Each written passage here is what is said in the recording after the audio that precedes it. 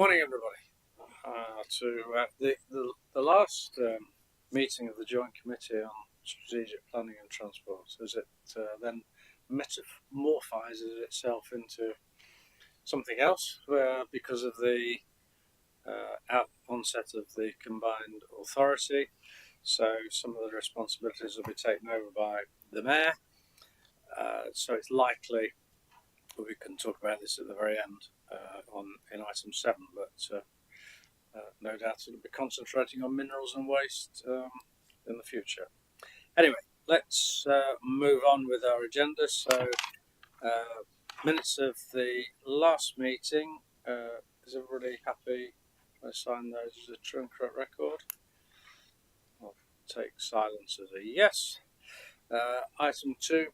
Apologies for absence, please, Sarah. Okay, we've got apologies from Councillor Rayner, Councillor Kelsey and Councillor Carr, all recorded as other, and we've got Councillor Angela Candola.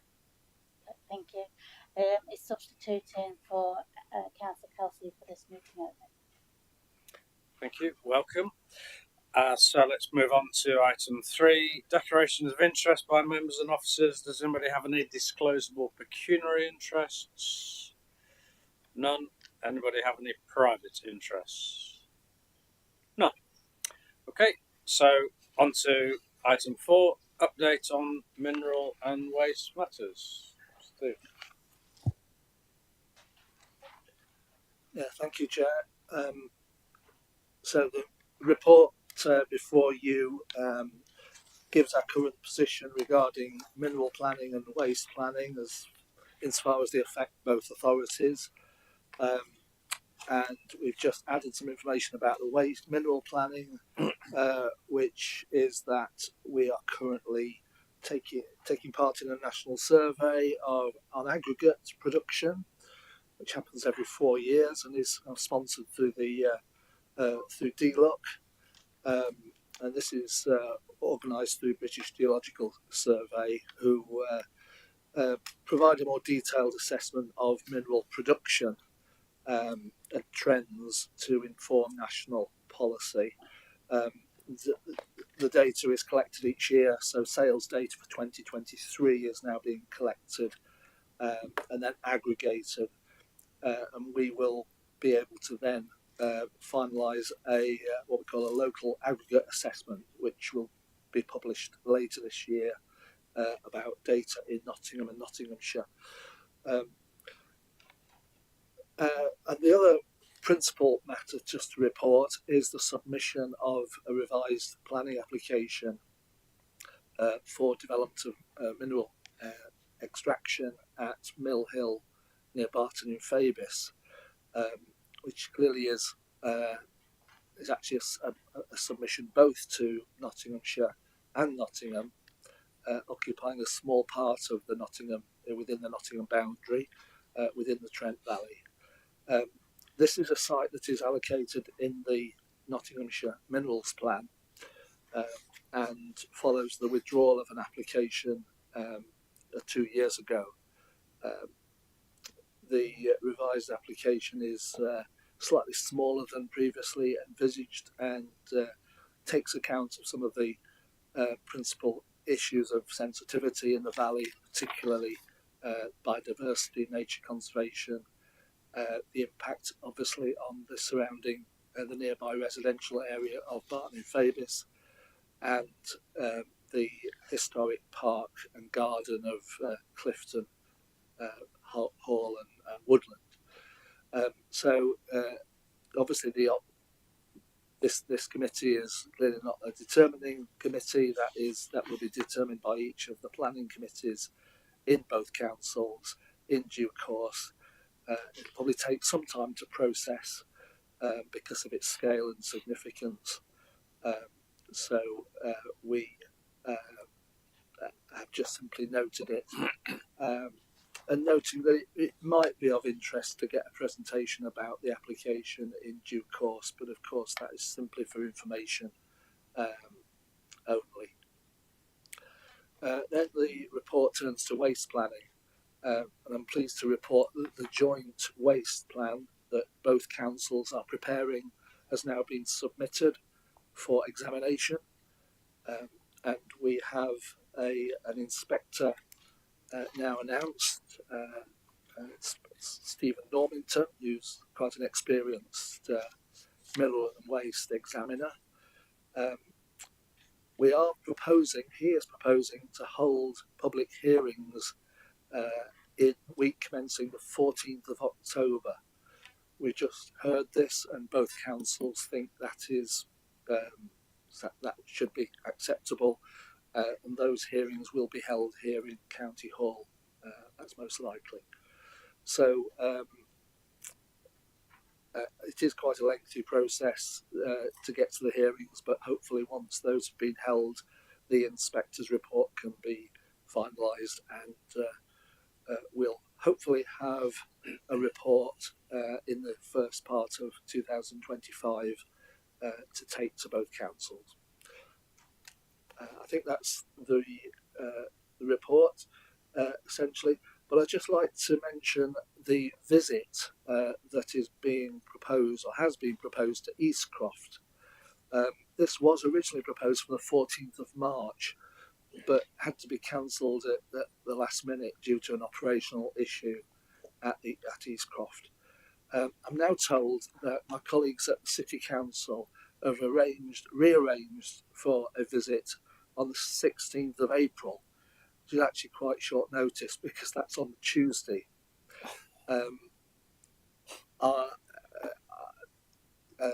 So I'm not in charge of these arrangements, but I know my colleague Charlotte has tried to be in touch with councillors to check if they're available on that date.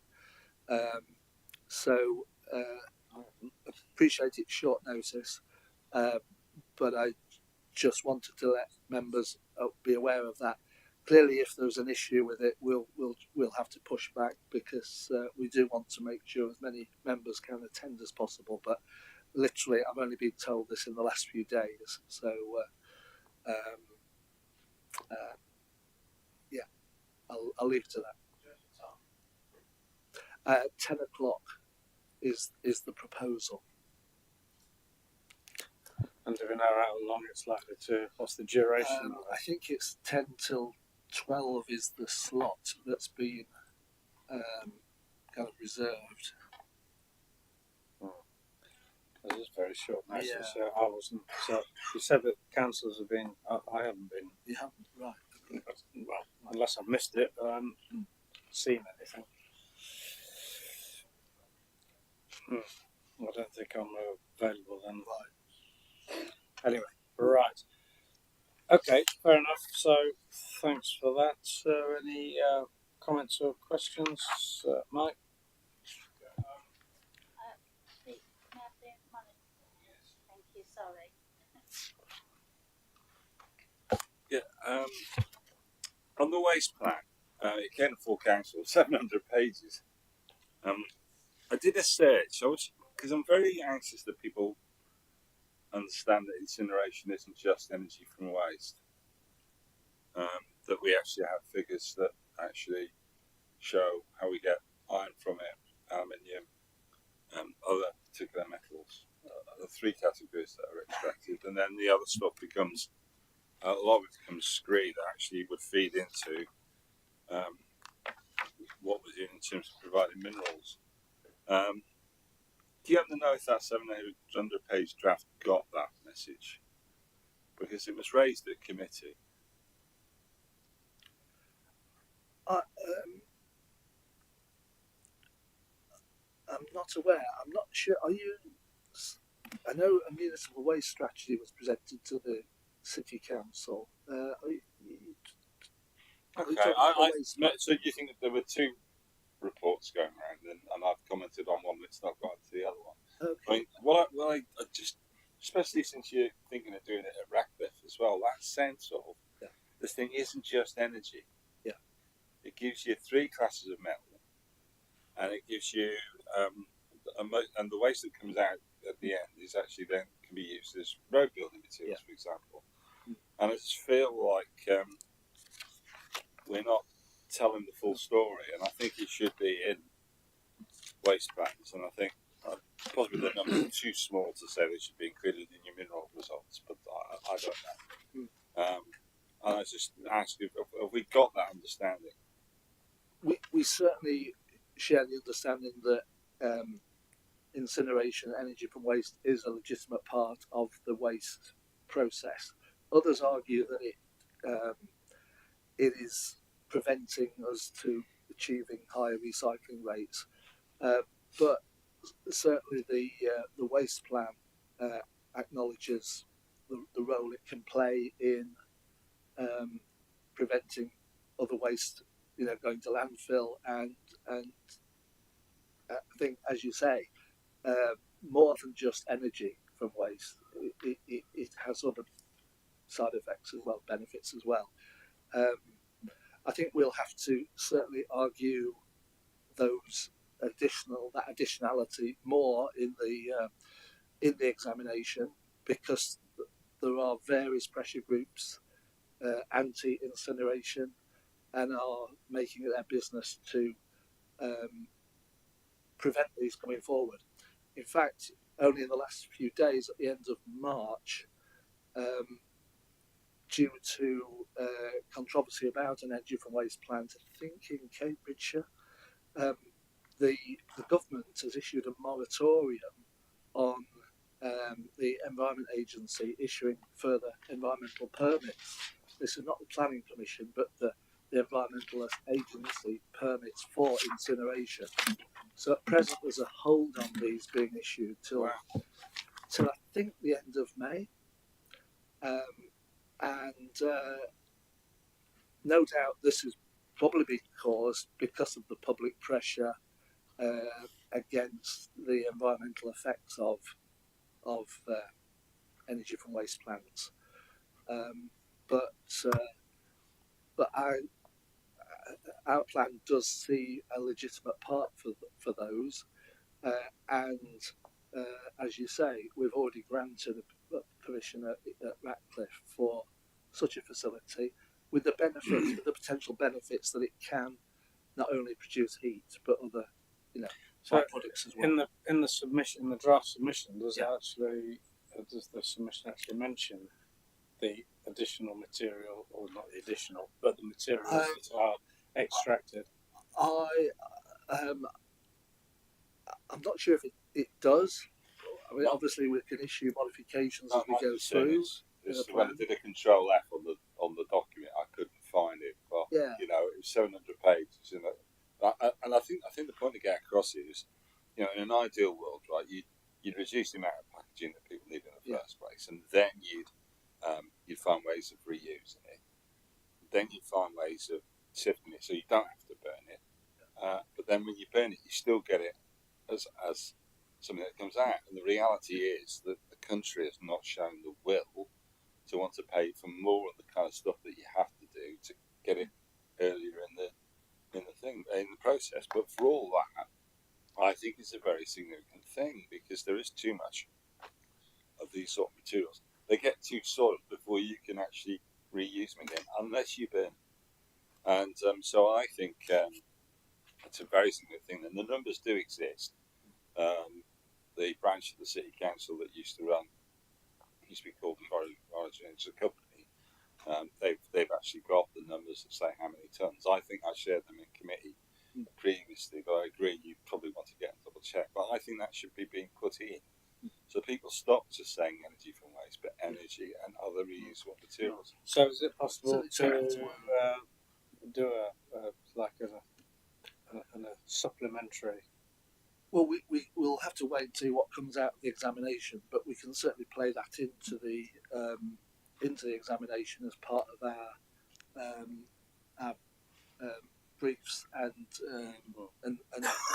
certainly we can potentially, we'll have to update our waste needs assessment, and potentially some reference to those aspects could be entered into that. So yes, we'll certainly take that away and see how we can. I think it's an interesting point actually, is that we do recognise that these materials are actually recovered. That it's not just heat. No. Yeah. Okay. Right. Any other? I mean, obviously, you referred to the Barton, but obviously that's an application being considered in another forum. So we're just noting that. Any other questions or comments? If not, then recommendations are that we note that. Everybody happy with that? Yep. Okay. So let's move on to item 5, which is the transport update. Tim, I think are you kicking off? Okay, thank you, Chair. Thanks. So this one is mainly about railways. A couple of things which are some fairly positive developments, I think, in terms of proposals for better services.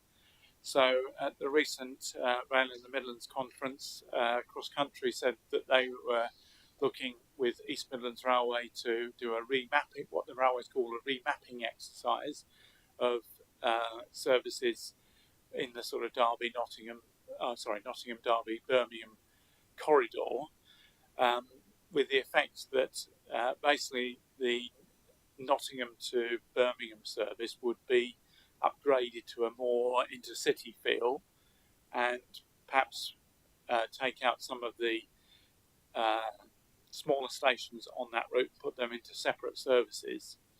And the way that this would work is that actually you would end up with a slightly improved journey time between Nottingham and Birmingham, and also a regular interval, 30-minute interval service between Nottingham, Derby and Birmingham, and also every 15 minutes between Derby and Cheltenham, effectively on that northeast southwest corridor.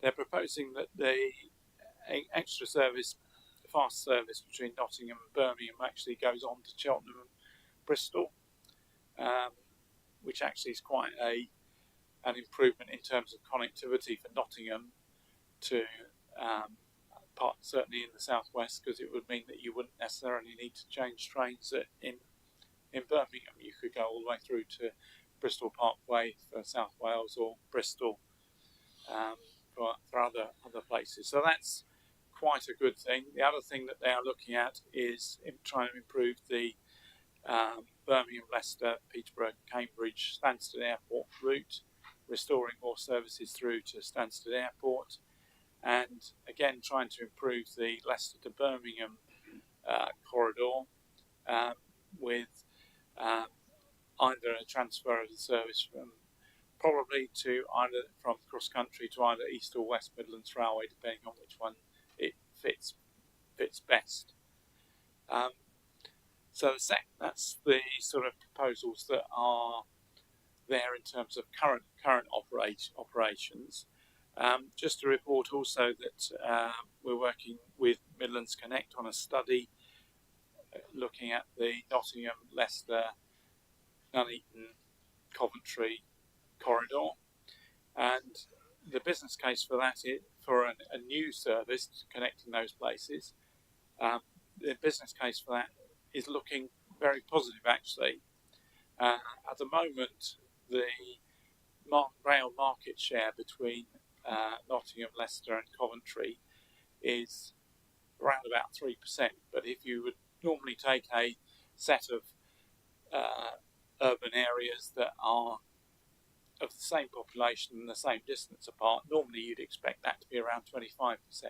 But because the train services involves a lot of connections at Leicester and Nuneaton, etc., and it takes an awful long time because of that, actually that mode share is only about 3%.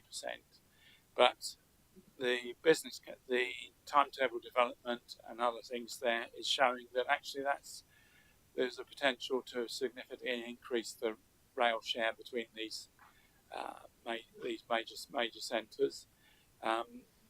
We've also had a discussion with various universities as part of this study, and the universities at Nottingham, Leicester, and in the Coventry area are all saying, well, actually that will has an awful lot of potential for improving academic cooperation and also the attractiveness of each of the universities in those areas. So that seems to be quite a good thing. And the other part of it actually is that because it's proposing a dive under at Nuneaton to avoid intersecting with the West Coast Main Line there, actually that's improving the potential. There's a significant amount of potential for rail freight between the ports of Southampton and Bristol to actually access particularly East Midlands Gateway and other rail freight terminals around the East Midlands in a much more effective and cost-effective way. So that's that part. Then just to say a little bit about the railways, I think it's the Rail Reform Bill, which for such a substantive change of legislation actually is quite a short bill, because what it essentially does is it says that it transforms Network Rail into a body called the Integrated Rail Body, and it transfers powers that are with Network Rail and also that with the Secretary of State to this new body, which will be headquartered in Derby. And it does one or two other things as well as a consequence of that change to the roles of the Officer of Rail and Road, and then the consumer bodies, and also bodies like the Disabled Persons Transport Advisory Committee. So that's my commentary. So it's for noting. Yeah. Anything to add at all, Kevin? No, I think that summarised it perfectly well. I suppose just one question actually. I don't know whether you can respond to it, but this integrated rail body, and it talks about the functions would be transferred, but the Secretary of State functions would be transferred to the new body, and then it says the new body would be required to seek approval of the Secretary of State for its policies. So it sort of seems to be like looking in the mirror a bit and immediately bouncing back to where it first started. So not quite clear what the difference of the functions is likely to be. I'm not sure, Chair, that anybody's very clear on that's okay then. that means. I think it will mean that basically the Secretary of State will say, I can get rid of a load of things that I don't like having to decide on ticket office hours or things like that, and then conveniently park those in the new body, and then when they do something which he or she doesn't like, they can then direct them to do something else. So we will have to see about what this all. Right, and I suppose the only other thing was the integrated rail body, and I've heard that people have talked about Great British Railways as well. So the integrated rail body is Great British Railways. It might be that Great British Railways is in effect the trading name of this body. Right. Okay. I have to be trying to keep up with the different changes of names, etc. I'll still call it rail track. But anyway, never mind. Mike. Yeah, wasn't it better? It's all British Rail. There we are. Now, I was intrigued by some of the stuff, particularly the suggestion that Nottingham to the southwest was going to be different rolling stock, because there is a 5:30 train in the morning to Bournemouth. It's a corker to get. It's a beautiful vehicle compared to the normal trains to Birmingham, which is a bit kind of awful. Do we know what kind of vehicle we're getting? Because that's really the thing I think we get from this, is if we get a more prestigious vehicle, certainly Nottingham to Birmingham, that looks more like the part. That would be the thing I would be interested to know if we can pick up on. Can I just answer that? So I believe that it is the type of vehicle that they're after is the Voyager / Meridian trains that we already have. So essentially, it would be those Meridian trains that currently run to some used on the route to St Pancras would effectively just be moved across to. Yeah, well, you know this stuff better than I do. The vehicles that we've got running to Birmingham at the moment are not those. No, those and are. So the point about it is our service to Birmingham, which is the one I think we care most about, Yes. that it gets a step up. I mean, it's kind of half-hearted at the moment, but not precisely 30 minutes is important. Yeah. The key thing is to latch onto there is a better status of vehicle to Birmingham, which is important, of course, because of High Speed 2 as well, although High Speed 2 not just too long in the future to be talking about. But that's the thing to really hang on to, isn't it? Yeah. So, Chair, just to be clear, my understanding is that the current trains from Nottingham to Cardiff would be upgraded from the current Turbostar units to a Meridian/Voyager well. type train, and the new service from Nottingham to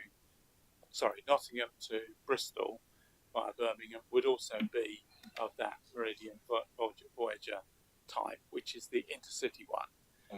And then the Turbostar trains, which are the ones that run currently between Nottingham and Cardiff and Nottingham and Birmingham, they would be reused to enhance the local stopping services between Nottingham, Derby and Birmingham, and probably also between Birmingham and Stansted Airport.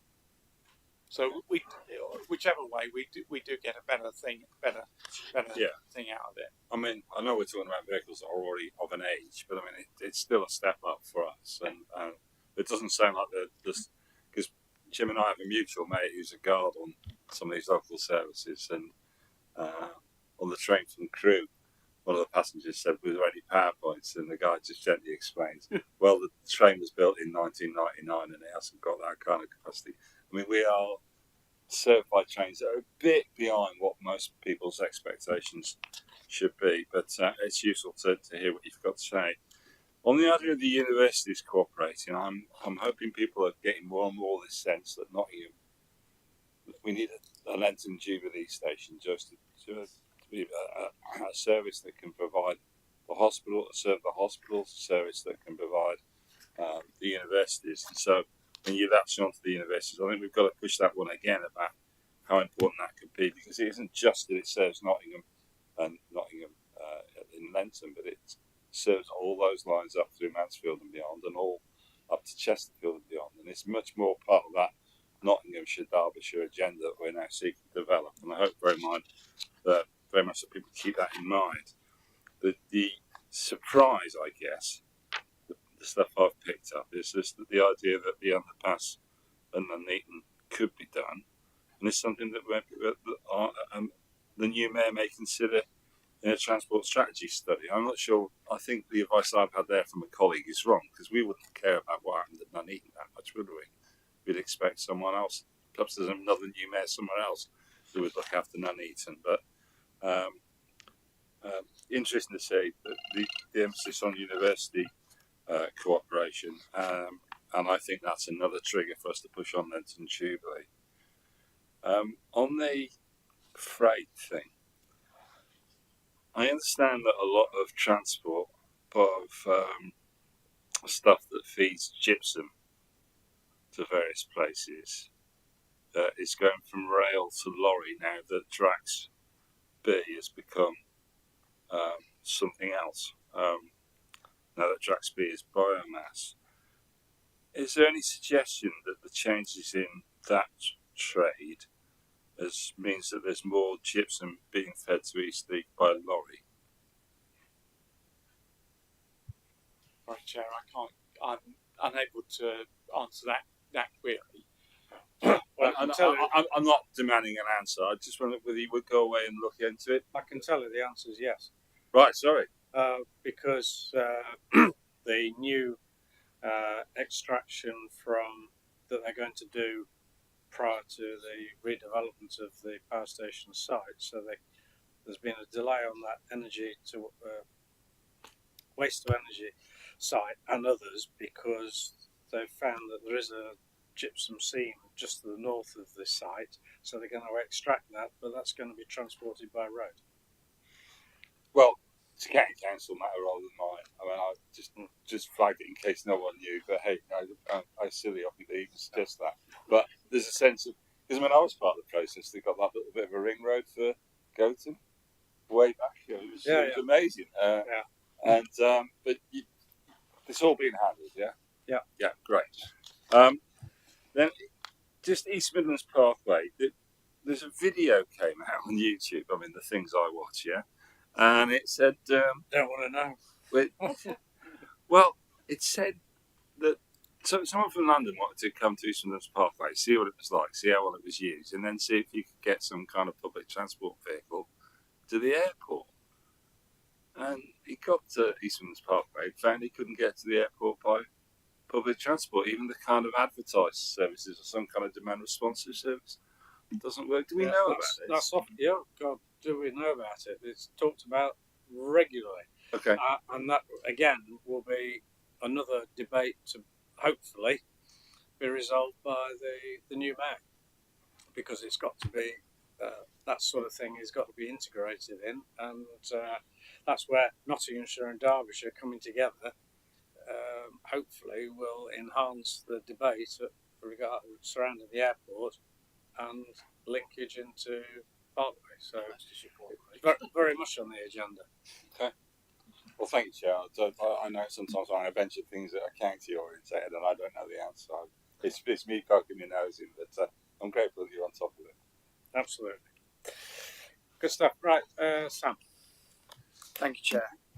I'd absolutely like to welcome the changes in services for the Nottingham-Birmingham route. As a regular user of that route, I know how overcrowded and complicated it is to use, and the extra services and the increased capacity would be absolutely welcomed. I will obviously comment on the rail reform bill, though. As mentioned by the Chair, it just feels like it's a reduction in accountability and overcomplicating an already baffling system of governance for the rail, with the caveat being that all powers devolve to the IRB unless the Secretary of State doesn't like that, and which they interject and say you can't do that, which personally baffles me to the nth degree.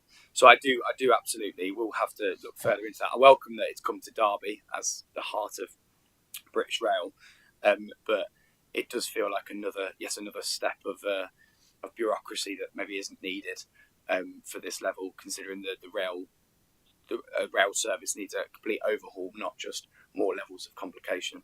But I appreciate all the detail on that. It's really interesting. Thank you. Okay, thank you very much indeed. Anybody else? No. Okay, so as you can see, recommendations that we note that, so I hope everybody is happy with that. Which takes us on to item 6 and JPAP. Is that you, Matt? Yes, thank you, Chair. Just a very brief update from me, because there's not a lot of change since we last met. But just to report that the evidence base to support the Greater Nottingham Strategic Plan is being collated, and in fact we're starting to see the conclusion of some of those studies. So the aim would be to draw together a version of the plan for formal publication under Regulation 19, and then submit to the Secretary of State. And the intention is to have that submission to the Secretary of State before the deadline of June 2025, to ensure that the plan can be examined under the current planning system rather than under the one that's being brought in through the Levelling Up and Regeneration Act. Okay, thank you. Any questions or comments? Can we take that as pretty much read? Okie. So thanks very much. So move on to item 7, and the future operation, as I sort of indicated in my opening comments, there's going to be changes in the light of the combined county authority. Matt, is there anything you want to I can introduce this if you like, Chair.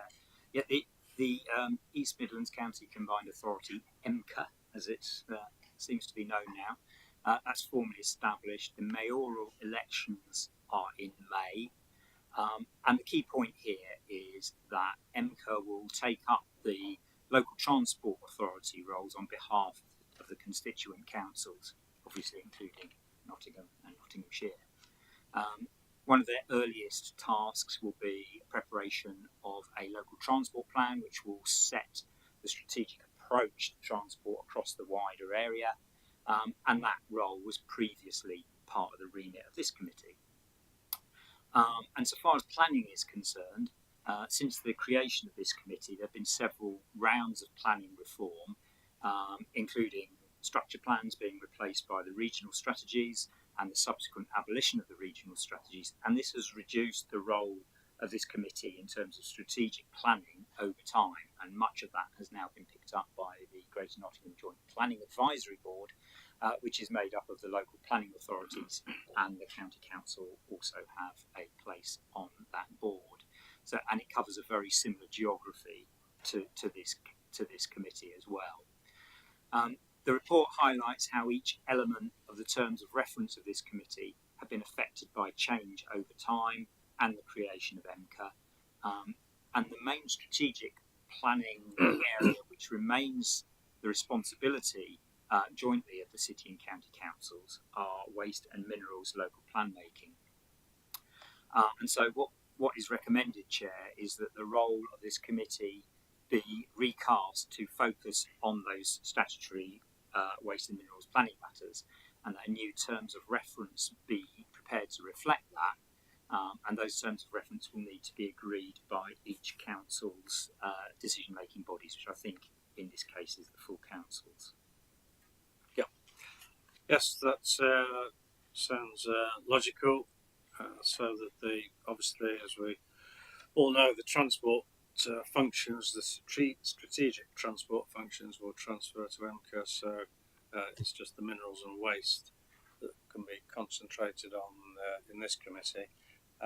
So those discussions will take place, and as the recommendation suggesting, a new protocol be prepared and agreed, and that will coincide with the transfer of the admin stroke chair, etc., from the county to the city for carrying on in the future. So I don't know if anybody has any questions or Mike? The housing planning now centre as well.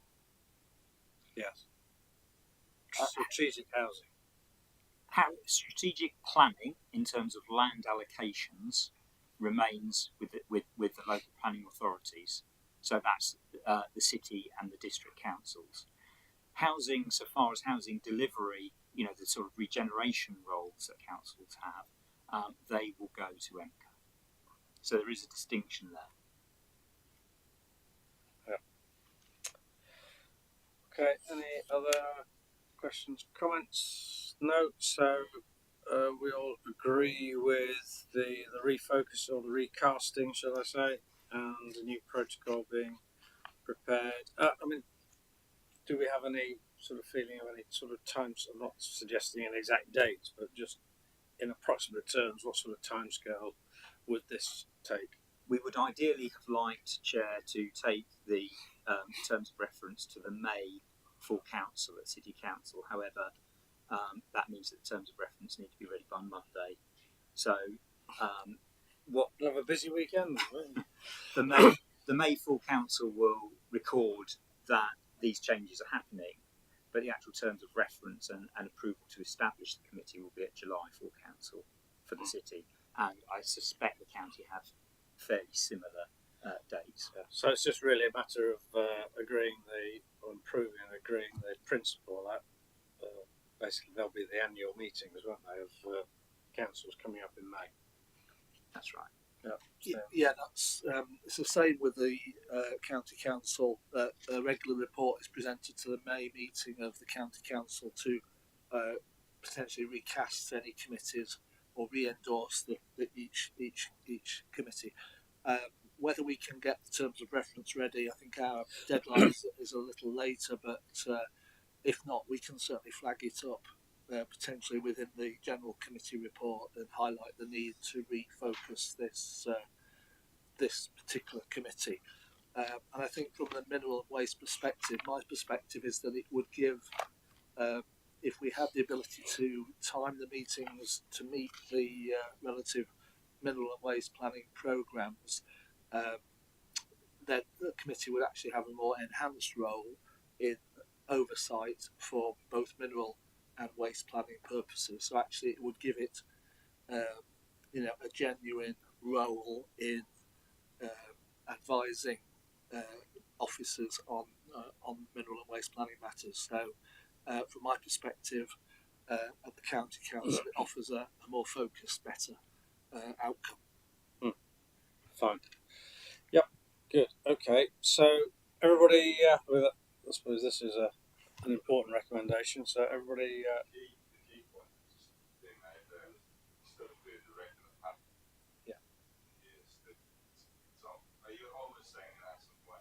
Exactly. I was just going to say, as required, isn't it, to fit in with What we mentioned. What policies are required. So, for example, it would allow us to meet at a specific time when the waste plan report comes out, or during the examination. At a certain point, we'll need the modifications to the plan to be agreed, and it'd be helpful if we had the committee to have oversight of that particular process and awareness. In the past, we've had to convene special meetings of the two cabinet leads just to do that, but it would be helpful if we had a wider spread of members to have input into that process. Yeah. So, as I understand it, rather than just having regular set meetings, you might not meet for several months, but then, in order to bring through a minerals policy or something, you might meet 2 or 3 times in a fairly short order, perhaps. I'm just surmising, but that could occur. Yeah. Great. Okay, so everybody happy with that? Everybody approve that? Great stuff. Lovely.